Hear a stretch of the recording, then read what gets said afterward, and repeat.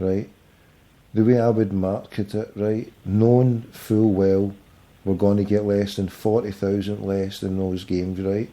I would reach a point like a week before it, i.e. about the now, realise right, that's all the sales we're going to do, and then I would go on a mass purge of the east, the north, the west, of the south, with all the schemes, and say, look, we're not wanting any money, we'll put on buses, we'll give all the tickets to every fucking school, Jewish, Muslim, Catholic, non-denominational, one ticket, parent and child, here you go, offer it out to the other 40,000 people. Next week there'll be a Champions League game, come along, and then with the money that you would make on the fucking pies, it's a win-win, because you're only going to get those fucking 40,000 there. So out of that, you gave up on getting sales for the last week, you're only going to get more than the 20,000 anyway, but you tried a new initiative to get extra bums and seats to win what they call hearts and minds. It's all about winning hearts and minds, and surely by doing stuff like that, and I mean that's what you've campaigned before, that all Wayne should be getting free tickets there. So surely if they've got a care for the community in this hard, austere times, then entice people to come along who can't be so fortunate to be there a week later in Barcelona and create their own unique atmosphere. But obviously that's probably too much thinking for them. I think there's a pool of supporters who unfortunately, whether it be through where they live or unfortunately, which would probably be more likely the case, financial restraints in this time and age. But we've seen everybody turning up for the Slane Petrov game, God love them. And obviously there was some big guys there, scamps like myself who go and rook in, and there was, you seen families there, and probably a group when it was a big deal and they didn't get that often. But you know, and everybody's marvelled at, oh, why is people turned up to see a team of ex-players and a couple of like EPL guys and a couple of comedians and celebrities who, you know, God love them, fair play to them, they gave up their time to come up and celebrate everything that's good about Celtic. But you know, people will come to a stadium. You've got neutrals coming to a game, as you say, if it's priced correctly. But you know, it's an entertainment service. They're there to entertain people. Of course it is. You look at the German mob, the German fans, they stay behind because the whole experience is to see your players off, cheer them off, and then fucking partake in a wee sing-song. I mean, it's part of the whole experience, but I don't know, we don't seem to get it right here at all for anything, do we? Oh, look at the Trams in Edinburgh. That's the biggest example. They'll be running next May now, eh? I see something, I never seen the news, I just seen something briefly about what was happening to them. I think well, somebody from Edinburgh might phone in the breakdown. I mean, obviously that was a service that was supposed to be originally run out for the airport and run right down to the bottom of Leith Walk, and they put some of the lines in and now they've taken them out, and then they were all going to have it to, I think it was going to just run from Princes Street to Haymarket, and chaos, mate, but the Scottish Government had to step in and sort of have words with Edinburgh Council and get it all sorted. So, I mean, you look at that science tower on the south side where the tower doesn't even turn, the observation tower doesn't even turn in it, so there's no... The whole thing stems with interest-free money, mate. We've never got any money, we've got enough money to fight for wars, but when it comes for the infrastructure of this country, then because it gets sourced out to the banksters and there's an interest rate to be charged, we can't afford it, because in the long run, all this debt mounts up and we just bust ourselves. It's a fucking joke. Not half, mate, not half. But no, I watched a fantastic show on architecture earlier on at the River Thames in London, how that evolved through the centuries. It was a guy, it was a guy that did the show, I think Dan Cruikshank, his name is, he did the show in Belfast. I watched a few months ago, that was fantastic as well. What did you say, how the streets evolved in London, did you say? No, how the river evolved to the Thames and how they worked it. And I never realised they reclaimed in parts up to like 100 yards in by the Thames, down at Somerset House. It was really interesting. As mad as that sounds. It wasn't too bad at all, mate. And it showed you the old ferrymen, how they took leverage. The bankers wanted to build the bridges over the Thames and they'd made money out of that. It was very good. It wasn't too bad, mate. But no, as I say, hopefully, I just just delighted to get Champions League football again, mate. You know, Philip Leclerc was on STV earlier on with Gordon Strachan and all that, so Strachan was saying he reckons this is the best Celtic team it's been for a while, you know, even though it's a little bit Wanyama in it and Wilson and Hooper. He thinks Scott Brown and Joe Rodriguez playing at the top of their game now, so it should be a good game, mate. You know, just hoping, as I said, I mean, obviously there's guys like Chris Commons, Scott Brown and Sammy sort of putting themselves in the team right away, but I'd be delighted if Anthony Stokes got a start after. You know, it was exceptional against. We've not got a big squad, but you can only put 11 players on, and we might not have the biggest name stars in world football, but if you've got a wee bit of technique and a wee bit of brains behind it, and you can organise it, and I think Lenny, he's got his faults and his critics, and rightly so, because he's dropped fucking cups when we should have won it and should have done better, but nobody's perfect. But I reckon he's a learner, and he's done well today what he's done in the last 2 seasons, especially this time. And I reckon with even those 11 players, if you get it right, I mean, with Sammy, he's on his day, he can be a fucking nightmare for anybody. And Stokesy, I mean, you got to love the Provo boy because he's fucking what he is. And like you say there, I mean, Ledley and Brown, again, they're not everybody's cup of tea, but if they operate to what they can do, and we've got a goalkeeper, but tell me this, the defence, can we keep the Milan with our defence there? Do you think we're strong enough in defence? I do actually, I do. Depends, with Ambrose and, sort of who would you go with in defence, sorry?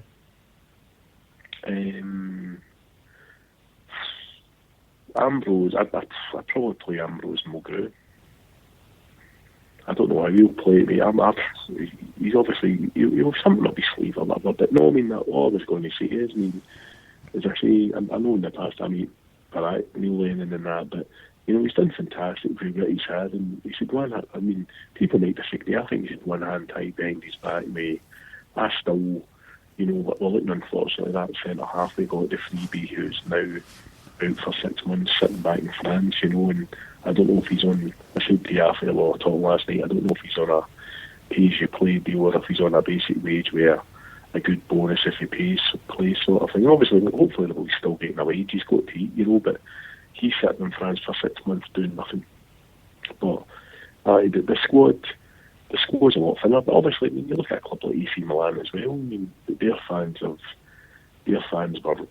no rioting, but they were getting really aggressive at the end of the last season about the lack of transfer activity, and they bought Mario Balotelli, and that's the Newcastle fans have sent letters out. You know, Newcastle fans were actually complaining to the club about their transfer policy, and they've sent out letters explaining what happened and what was going on, mate. So we'll wait and see too, you know what I mean? But as I say, it should be a good game, and hopefully it goes well, mate. You know, but I was always going to say is, back to my point, I found it quite ironic tonight. I keep in good, you know, he's an ex-Celt, I hope he does well and all that, but I just get this premonition of David Moyes being like a Wolf McGuinness now at Manchester United after replacing Sir Alex Ferguson, you know, all like that. I cannot believe that guy's walked into that job and he's never managed in a Champions League group stage before. And that's frightening for me, you know, because you think a club of that size. But do you reckon he's no got it to succeed him then? Do you reckon he's going to be a failure to some degree? I seen obviously, but I mean, the post manager tonight, I think it's Bayern Leverkusen they were playing, was Big Sammy Hippier, ex-Liverpool. Don't get me wrong, he went in the deep end and he's coached, but he was coaching there last year as well. And obviously the German football, they can go for it. But it's just, I don't know.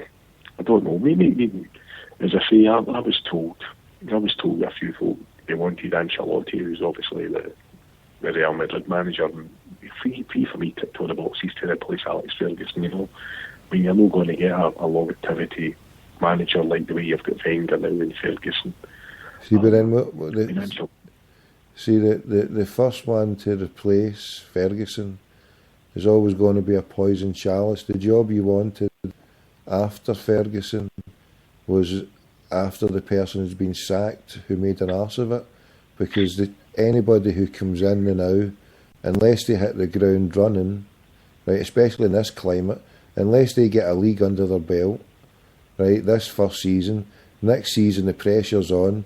I mean, I don't even reckon they would probably get into year 3 without winning a league or a cup. I mean, it's no easy feat just to win a cup. So you imagine, I mean, look at Arsene Wenger, he's won 8 seasons.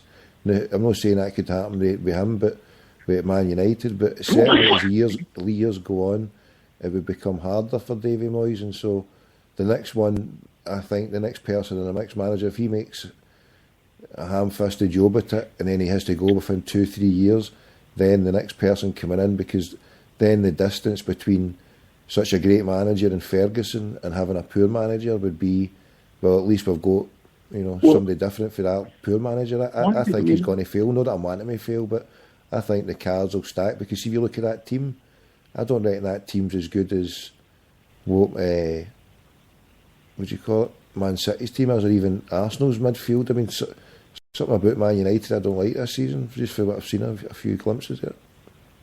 I mean, I seen Jose Mourinho getting interviewed today, and the English press are on him right now, right on him now, saying they'll give him the best start, and they're aggressive. And for me, he's not the same manager, because, as I say to you, I know everybody in the chat room hates him, but Real Madrid are a big team, and I know only, and I say they're a big team because, they've got their own newspapers and the managers see something in there saying, oh, the special one, and they don't really win to Milan, obviously won the European Cup there, and it was perfect timing for him, because he said he was leaving and then he won the European Cup. He sort of sneaked away into the night, and he went to Madrid, and it just didn't work out for him. And I think he made an arse of Madrid. I thought it was a complete arse. I think he was found out. Of course he did. I totally mean, you look at the way Pep Guardiola's went to Bayern, done well, and Pep Guardiola, I mean, I'm not a big fan of, I like Valencia's my Spanish team, so it's not as if I'm a big Barca fan or a Madrid fan, but Guardiola got on his job quietly and did what he did, and he's sleeped into probably the best squad in Europe. They've got a great stadium, plenty of money, German football's at a zenith at the moment, nothing can touch it. And Mourinho's back at Chelsea, with the donor he's kissed and made up with, but, all it takes he's not made any huge signings, he's not made any Mourinho signings for me, he's bought a few players in and that, but I don't know, I know the English Premiership's, I know there's a couple, the Liverpool game last night was a good laugh in that, but it's not been, for me, for Bale going to Spain, any player like Ronaldo in the past, any player that's at the top of his game, they're off. Very rarely they'll keep hold of a guy who's playing well, I think. I know the Glazers called a meeting with the deputy executive who handles the transfers at Manchester United to discuss the fact that they never brought any of the blue chip signings that they wanted. So whereas a Barat Celtic for not bringing in, I think they should be bringing in.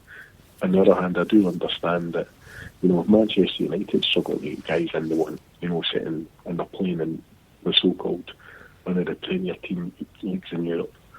I realise what's going on with the agents and the signing on fees and all that. So, no, I mean, I'm very, you look at your manager lately and he said, all right, he's had a few hiccups, as you say, Tommy, but in Europe, all right, Juventus was just a bad, the thing with Europe is you have a bad nighted off, it's a terrible nighted off, isn't it? Because if a player has a slip-up, you lose a goal, and that's why it's a cutthroat pinnacle tournament of Europe. That holds people into good stead, because you learn more for your mistakes than what you do for your victories. So like, we beat Barca and we beat CSK away, but I thought we learned more from our defeat in the Nou Camp, certainly in defensive. I mean, we came close to getting a draw against them, and defensively we tightened up that bit more in the second leg. And I think you learn more for defeat, and what we can learn with the guts of the team still the same. That defeat by Juve, especially over there, and I think Lenny realised his mistake with Izagiri I don't think Izzy Geary can be played tomorrow night.